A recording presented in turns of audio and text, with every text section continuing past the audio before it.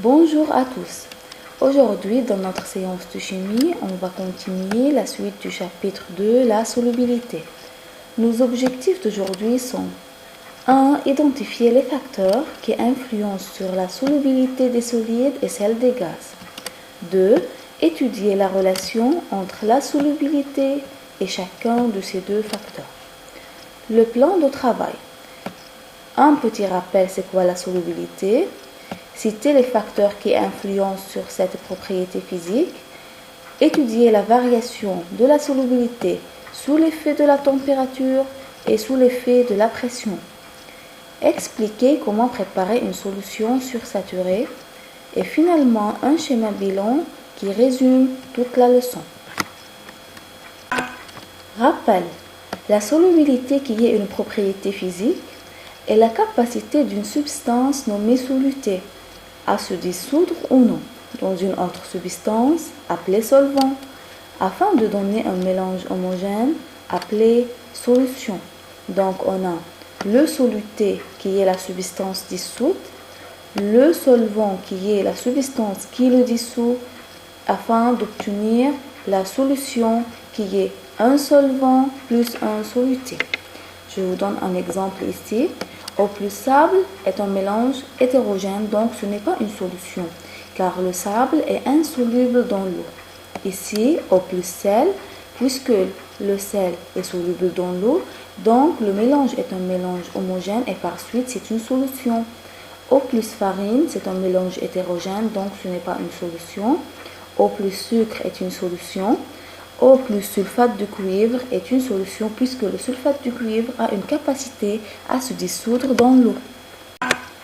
Exemple, la solubilité de sucre dans 100 ml de l'eau à une température de 20 degrés Celsius est 203,9 g. C'est la quantité maximale que je peux la dissoudre dans ce volume déterminé de l'eau, alors que la limaille de fer est insoluble dans l'eau. Les facteurs qui influencent sur la solubilité des substances. On a la température et la pression. On commence par l'influence de la température sur la solubilité des solides.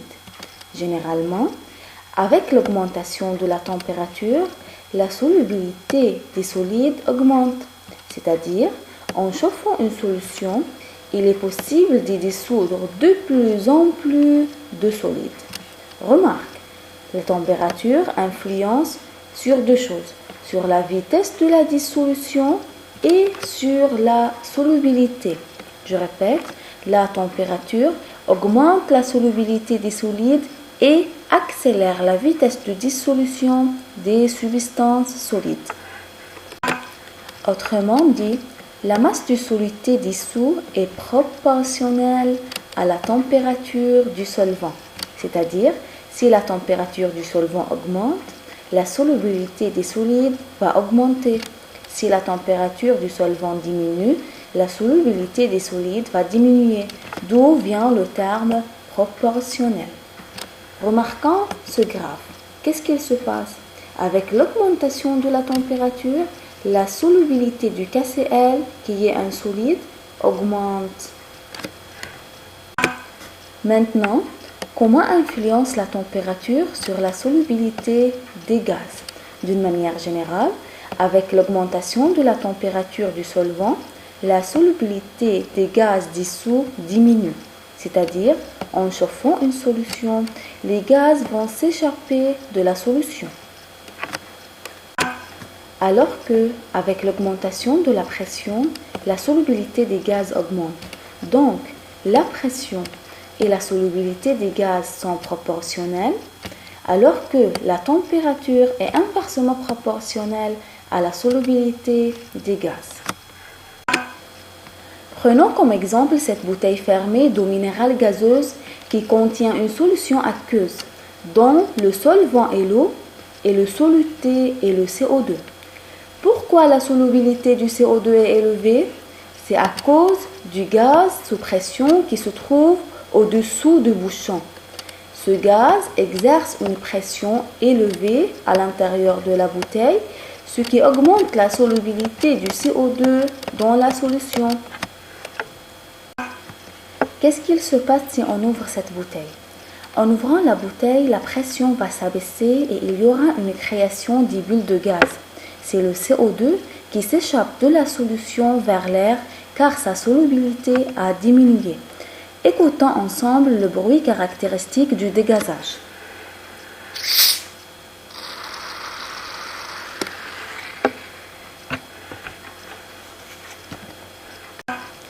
Autrement dit, le volume du soluté gazeux dissous est proportionnel à la pression du solvant.